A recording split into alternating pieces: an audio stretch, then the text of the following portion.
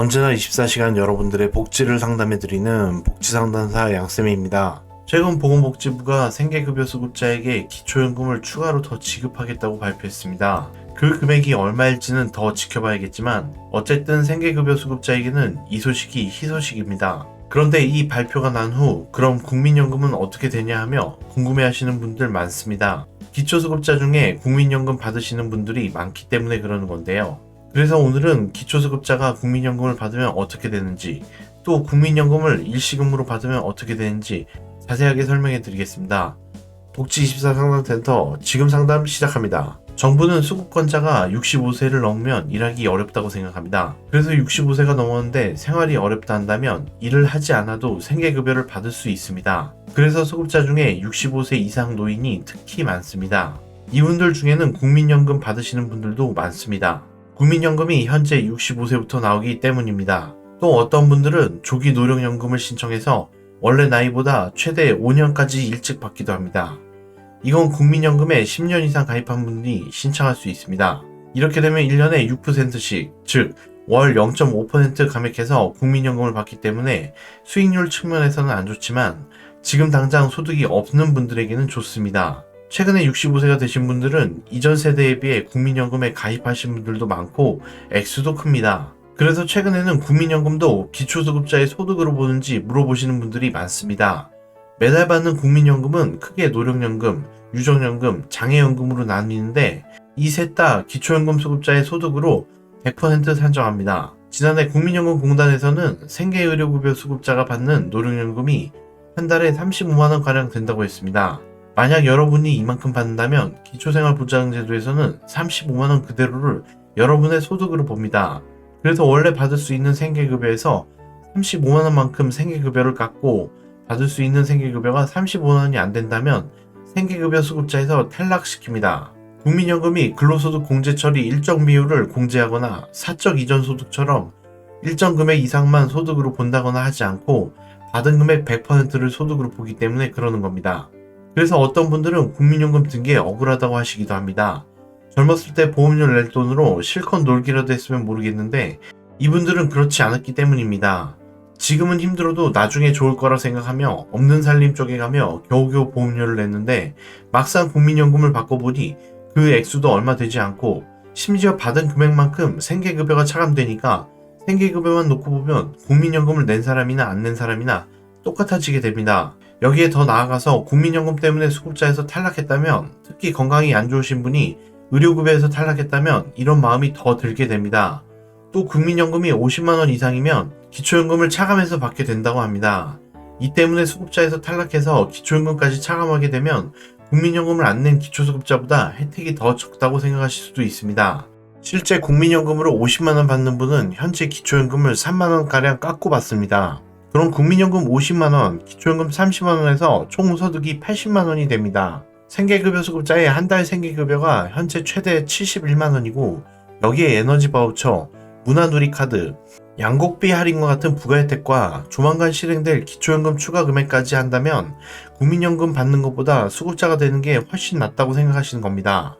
이러다 보니까 기초수급자나 기초수급자를 신청하시려는 분들이 매달 국민연금 받는 것보다 반환 일시금을 받는 게 낫지 않냐고 물어보시기도 합니다. 국민연금 반환 일시금은 가입자분이 그동안 낸 보험료에 이자를 더한 금액을 한 번에 받는 겁니다. 쉽게 말해서 매달 받아야 할 국민연금을 한꺼번에 받는 거죠. 그런데 이건 신청한다고 해서 다 되는 건 아니고 몇 가지 조건이 필요합니다. 가장 대표적인 게 60세가 됐는데도 국민연금 가입기간 10년을 채우지 못했을 경우입니다. 내가 만약 60세까지의 국민연금 가입기간이 7년밖에 안 된다 한다면 여기에 해당합니다. 그렇다면 고민이 되실 겁니다. 반환 일시금을 신청할 것이냐, 아니면 국민연금 이미 계속 가입을 신청해서 10년을 채울 것이냐를 두고 고민하실 겁니다. 사실 수익률 측면에서 본다면 국민연금을 반환 일시금으로 받는 것보다 이미 계속 가입을 신청하시는 게 훨씬 낫습니다. 반환 일시금으로 받으면 한 번에 목돈이 생기기 때문에 지금 당장은 돈이 필요한 분들에게는 좋긴 한데 이게 꾸준한 게 아니라서 노후를 대비하기 어렵습니다. 그나마 상대적으로 젊은 나이인 60대, 70대 초반에는 소일거리라도 하면서 돈을 벌 수 있지만 나이가 더 들면 건강 때문에 그마저도 하기 힘들기 때문입니다. 그럼 경제적으로는 더 어려워질 겁니다. 또 매달 나오는 국민연금 수급액은 가난한 사람일수록 수익률이 높습니다. 그런데 반환일시금으로 받는 돈은 이보다 수익률이 훨씬 적습니다. 국민연금연구원이 발간한 책자를 보면 반환일시금을 받는 게 나쁜 선택이라고 말할 정도입니다. 그래서 웬만하면 반환일시금을 안 받으시는 게 좋고, 이미 받았어도 조건이 된다면 반환일시금을 반납하는 게 좋습니다. 그런데도 최근 반환일시금을 선택하시려는 분들이 많아지고 있습니다. 재작년에는 14만 명가량이 신청하셨을 정도입니다.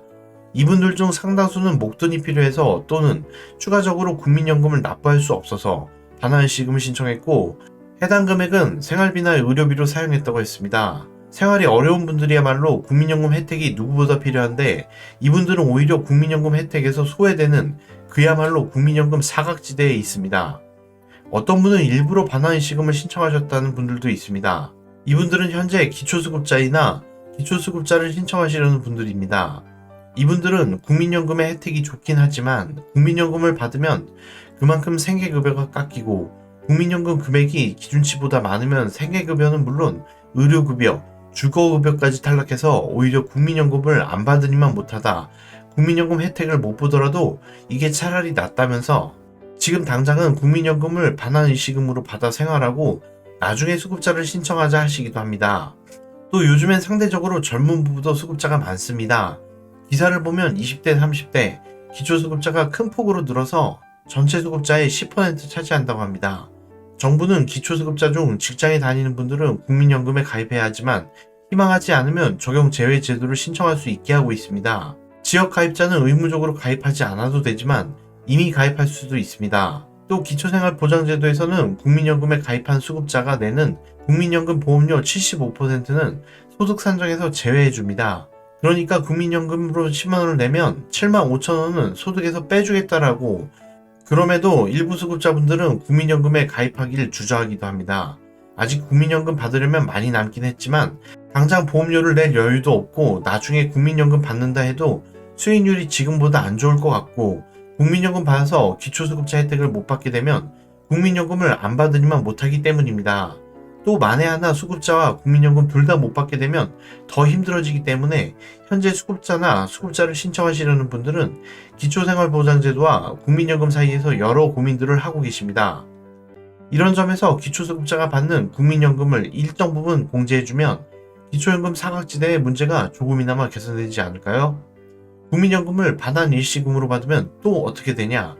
기초생활보장제도에서는 이 돈을 일시금으로 봅니다. 그래서 수급자분이 이 돈을 통장 등으로 갖고 있다면 금융자산으로 보고, 다른 것으로 사용했다면 구체적으로 어디 있었는지를 봅니다. 예를 한번 들어보겠습니다.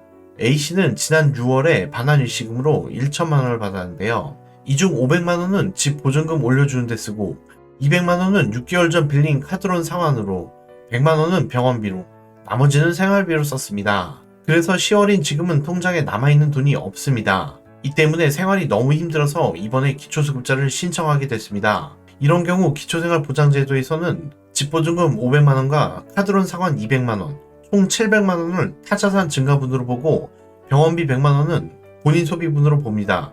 참고로 이 본인 소비분은 의료비나 장례비, 혼례비, 교육비 등으로 사용한 금액을 말합니다. 해당 영수증을 제출해야 인정받을 수 있습니다. 여기까지 하면 아까 말씀드린 타재산 증가분 700만원과 본인 소비분 100만원 해서 총 800만원을 쓴 게 되고 200만원이 남게 됩니다. 기초생활보장제도에서는 타자산 증가분과 본인 소비분으로 확인되지 않은 금액에 대해서는 자연적 소비금액, 즉 수급권자의 기본적인 생활 유지에 사용했다고 봐서 매월 기준 중위소득 50% 차감합니다. 올해 1인 가구 기준 중위소득 50% 금액이 111만원이니까 남은 돈 200만원에 대한 산정가액은 0원입니다. 그래서 결론적으로 A씨가 받은 반환일시금은 현재 없는 돈으로 계산됩니다.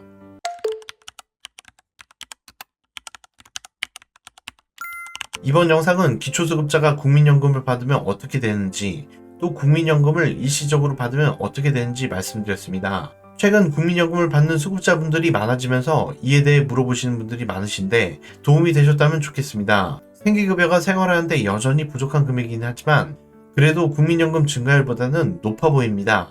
그래서 국민연금이 소득의 전부인 분들은 형평성에 어긋난다고 말씀하시는데 이에 대해서도 정부가 고민해 주길 바라면서 상담 마무리하겠습니다. 정부에서 받을 수 있는 내용들 하나하나 꼼꼼하게 챙겨보실 수 있는 방법, 신청하지 않으면 못 받는 정부 혜택들 복지24 상담센터에서 항상 챙겨드릴 테니까요.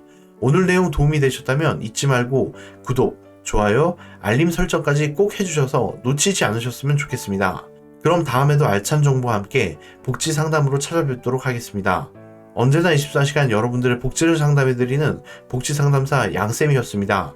시청해주신 여러분 감사합니다.